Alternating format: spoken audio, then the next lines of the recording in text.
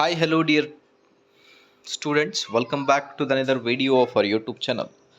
In this video, we are going to discuss very important information regarding Karnataka CET mathematics key ಆನ್ಸರ್ಸ್ಗಳ ಬಗ್ಗೆ discuss ಮಾಡ್ತಾ ಹೋಗೋಣ.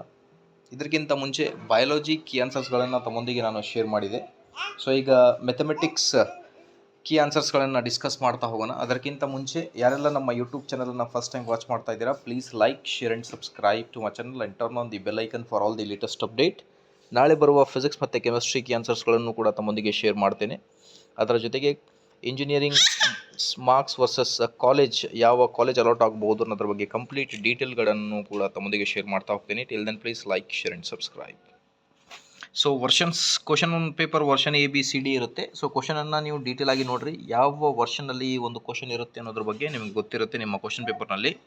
So ಮೊದಲನೇದಾಗಿ question number 8 discuss ಮಾಡೋಣ. The distance between the two planes 2x + 3y + 4z is equal to 4 and 4x + 6y + 8z is equal to 12.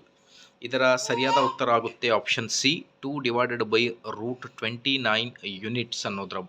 Okay, ಅದಾದ ಮೇಲೆ question number 10 ನೀವು ನೋಡ್ತಿರ್ಬೋದು. The equation xy = 0 in 3 dimensional space represent ಏನಿದೆ ಅಂತ ನೋಡ್ತಾ ಬಂದರೆ ಇದರದ್ದು ಆಪ್ಷನ್ ಕೂಡ ಸಿ ಆಗುತ್ತೆ, A pair of planes at right angles.